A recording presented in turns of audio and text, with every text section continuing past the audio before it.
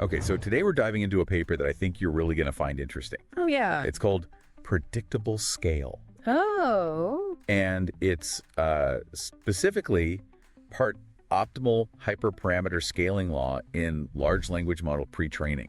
Catchy title. Yeah, super catchy. Right. But actually, this is work that I think is really, really practically relevant to everyone building and training LLMs. For sure. So the idea here is they're basically trying to figure out if there are these universal laws that govern how we should set learning rate and batch size. So like if we make the model bigger or if we train on a bigger data set, how should those two hyperparameters change? Yep, exactly. Got it. And what they find is that there are these power laws that seem to hold. Okay. And so they're able to actually derive equations. Interesting. So that you can kind of just plug in your model size, plug in your data set size. And it'll tell you what to set them to. And it'll just spit out the learning rate, spit out the batch size. Huh. That's really useful. I know, right? It's kind of like a cheat code almost. Yeah, cheat code for training LLMs, kind of. It's awesome. And this is all based on just an insane amount of empirical work. Okay. They trained like 3,700 different LLMs to try to figure this out. Wow. 3,700, that's a lot of models. I know, it's crazy, right? So they really did their homework. Yeah, they really went all in on this. Okay, I'm intrigued. Yeah, so let's unpack it a little bit more. Sounds good. So, as someone who's building LLMs, like hyperparameter tuning, Don't even get me started. it's just a huge pain. Yeah, it's the worst. It's like the worst part of the job. It's so tedious and it takes so much time. And so many GPU hours. Yeah, exactly. It's just a massive computational cost, especially at the scale we're working at now. With these, I mean, have you seen like Llama 3? Oh my God, yeah, 15 trillion tokens. 15 trillion tokens. It's insane. Like, how do you even wrap your head around that? I don't even know. It's like more tokens than there are stars in the galaxy or something. Pretty much, yeah. And so, if you're training at that scale, Right. you just can't afford to get the hyperparameters wrong. No, absolutely not. Like if your learning rate's too high, the whole thing explodes. It verges. Yeah, you're just wasting compute. If it's too low, it's going to take forever to train. Yeah, and you might not even converge to a good solution. Right, and then you're just stuck with a subpar model. Exactly. Even though you spent all that time and money training it. It's a nightmare scenario. Yeah, it's the worst. So, okay, I see why this paper is so important. Yeah, and grid search, which is what a lot of people still use. Right, just brute force it. Yeah, like just try every combination. Yeah. That just doesn't scale at all. No way. When you're dealing with these kinds of model and data set sizes, You'd be there forever. you'd literally be there forever. And bankrupt, probably. And bankrupt, yeah. So what are people doing instead? Well, so people have been working on these things called transfer methods. Okay, transfer methods. And the idea there is... So we can learn from smaller scale experiments. Yeah, so like can we take what we've learned from training smaller models... Right. Or training on smaller data sets... Okay. And then somehow extrapolate that to these larger scales. Makes sense. That's got to be more efficient than just starting from scratch every time. Yeah, exactly. So what do these transfer methods look like? So there's kind of like two main categories. Okay. You have theory-driven methods, Right. and then you have data-driven methods. Okay. Theory versus data. I like it. Yeah, so on the theory side, you have things like work on P. Okay. And the idea there is to... Can you remind me what that is again? Yeah, so P is basically trying to establish Okay. some rules for how the learning rate should change as you vary the width and depth of your model. So like wider models need a lower learning rate, that kind of thing. Yeah, exactly. Like how does the architecture affect the optimal learning rate? Got it. But, the problem is that these theory-driven methods, they often have limitations when you start getting to The real the world. really crazy architectures that people are using now. Right, like with all the bells and whistles and modifications. Yeah, all the different data mixes and like, Yeah, it's just hard to capture all of that in the theoretical framework. makes sense. So then you have the data-driven methods. Okay, so this is more empirical. Yeah, so this is more like Just see what works. just run a bunch of experiments, see what works. All right. And then try to generalize from there. Got it. And there's been some really cool work in this area. What? Like Kaplan and others have done some groundbreaking work Okay.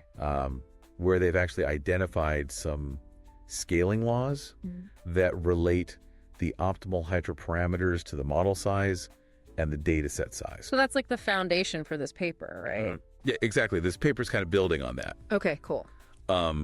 But as this paper points out, Yeah. there's still a lot of gaps in our understanding. Like what? Like, we don't really know Mm-hmm. how these hyperparameters should change when you start varying. Okay. Like the data itself. Yeah. Like if you have different mixes of text, code, math, like Right. does that affect the optimal learning rate and batch size? Yeah, that's a good question. Or if you change the structure of the model, The architecture. like if you go from a dense model to like a mixture of experts model. With different levels of sparsity. Yeah, does that change things? That makes sense. We don't really have a clear answer to that yet. No, and that's what this paper's trying to address. Okay, so they're trying to fill in those gaps. Yeah, they're trying to come up with, And come up with some more general rules. yeah, like truly universal scaling laws. Universal, that's a bold claim. It is a bold claim. So how do they even go about testing that? Well, this is where it gets crazy. Okay. They ran a ton of experiments, Like how many? like 3,700 different model configurations. 300 to 700, we're not messing around here. No, they're not messing around. I'm impressed. And they used almost 1 million H800 GPU hours. 1 million? That's gotta be expensive. It's incredibly expensive. Wow, someone got a big grant? Yeah, somebody's funding this research for sure. So they're serious about this? Yeah, they're very serious about it. All right, so what did they actually find? Well, the big takeaway is what they call the Steplaw. The Steplaw. And it basically gives you equations Equations? for predicting the optimal learning rate and batch size. Oh, that's what we were talking about, like the cheat code. Yeah, exactly. So let me write them down for you. Okay. Okay, so for the learning rate, they call it D, Ginundi. and that's equal to 1.79 1.79. times n to the power of 0.713, N to the 0.713. Got it. and then times d to the power of 0.307. D to the 0.307. Okay, so N is model size and D is data set size. Yep, exactly. Okay, that's for learning rate. What about batch size? So for batch size, they call it BD, ED. Okay. and that's just 0.58 0.58. times d to the power of 0.571. D to the 0.571. So it only depends on data set size. Yeah, that's what they found. Interesting. So the bigger the data set, the bigger the batch size. Makes sense, right? Like the more data you have, Yeah. the more parallelism you can exploit, The more you can parallelize, yeah. and the learning rate's a little more complicated. Yeah, it depends on both.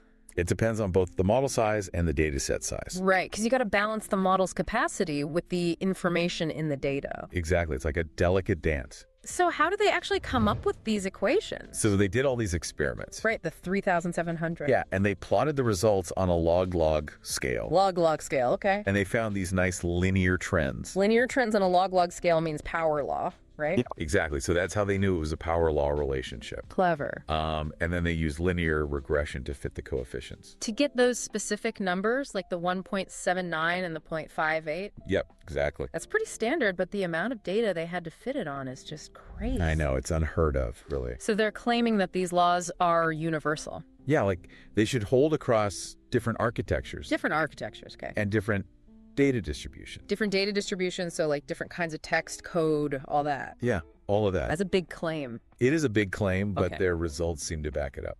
Okay, so let's see some results. Show me the evidence. Okay, so in figure 1 of the paper, All right. they show how their step law compares to other scaling laws Okay. that have been proposed. Like what other laws? So there's the OpenAI law, Mm-hmm. the Microsoft law, Okay. the DeepSeek law, Got it. and the Porian law. Okay, so a bunch of different approaches. Yeah, and they all have their own formulas and stuff. Yeah. So how does Steplaw stack up? Well, they tested it on a 1 billion parameter model, Okay. trained on 100 billion tokens. That's a big one. Yeah, and their step law predicted the optimal hyperparameters much more accurately than any of the other methods. So it was closest to the actual best settings. Yeah, like the global minimum of the loss landscape. Oh, wow. That's impressive. I know, right? So their cheat code actually works. It seems to, yeah. That's awesome. And they have a bunch of other experiments too Oh, yeah. to kind of validate their findings. Okay. Like they looked at different model shapes. Model shapes. Okay. So they varied the number of layers, the number of attention heads, the feed forward dimensions, all that stuff. So they kept the number of parameters the same. Yeah, they kept the overall parameter count constant, Okay. but they changed the internal structure of the model. Got it. And what happened? And they found that the optimal hyperparameters Yeah. were pretty much the same. Across all those different shapes. Yeah, which suggests that, Like it doesn't really matter how you arrange the pieces. yeah, as long as you have the same total number of parameters. The optimal settings are going to be similar? Yeah, which is pretty cool, right? Yeah, that's very cool. They also looked at sparsity. Sparsity, okay. So they trained a bunch of mixture of experts models. How many models? With different levels of sparsity. So like how many experts are active at any given time? Yeah, exactly. Got it. And again, their Steplaw was able to predict the optimal hyperparameters. Even for sparse models? Yeah, across all the different sparsity levels. Yeah, well, that's really robust. It is really robust, yeah. So it works for dense models, it works for sparse models. It seems like it works for everything. Yeah, pretty much. Okay, I'm sold. What else? And then finally, they look at data distribution. Data distribution, okay. So they trained on different mixes of English text, Chinese text, and code. So like different proportions of each. Yeah, like one data set might have a lot of English and not much code. Right? And another data set might have the opposite. Got it.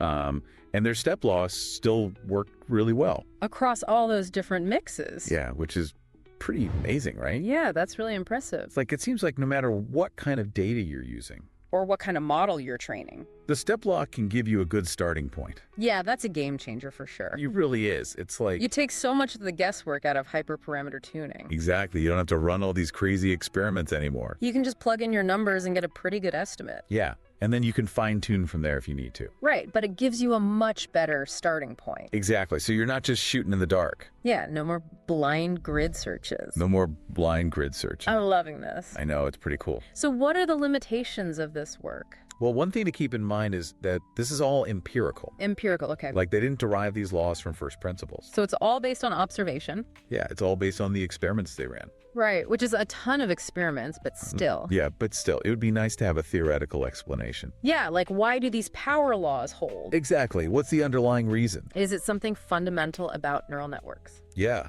or is it just a coincidence? Right, that would be good to know. Yeah, so that's definitely an area for future research. For sure. But even without a theoretical explanation, Yeah. I think this is still a really valuable contribution. Absolutely, it's a huge practical win. Yeah, like if you're training LLMs, just use the Steplaw. Just use the Steplaw. It's going to save you a lot of time and money. And frustration. And frustration, yeah. I can't wait to try it out myself. I know, me too. So what are some of the key takeaways for our listeners? So basically, if you're training large language models, you don't have to guess at the learning rate and batch size anymore. There's a formula for that. There's a formula for that. It's called the Steplaw. And it's based on a ton of experimental data. Yeah, like an unprecedented amount of data. So it's pretty reliable. It seems to be, yeah. And it works across different model architectures, sparsity levels, data distributions. It's really robust. Yeah, so you can use it with confidence. Pretty much. That's pretty amazing. It is pretty amazing. It's like... Big step forward for LLM training. Yeah, it's going to make things a lot easier for everyone. I think so too. And one last thought. Okay. I think this paper really highlights the importance of empirical research. Oh yeah, for sure. Like sometimes you just got to go out there. And run a ton of experiments. Run a ton of experiments, see what works. Yeah, and you might discover something really cool. Exactly, like a universal scaling law. Like a cheat code for AI. Yeah, a cheat code for AI. I love it. All right, well, that's our deep dive for today. That was a good one. Thanks for joining me. Anytime, I learned a lot. Me too. And hopefully our listeners did as well. I hope so. And until next time, keep on training those LLMs. And use the Steplaw. And use the Steplaw.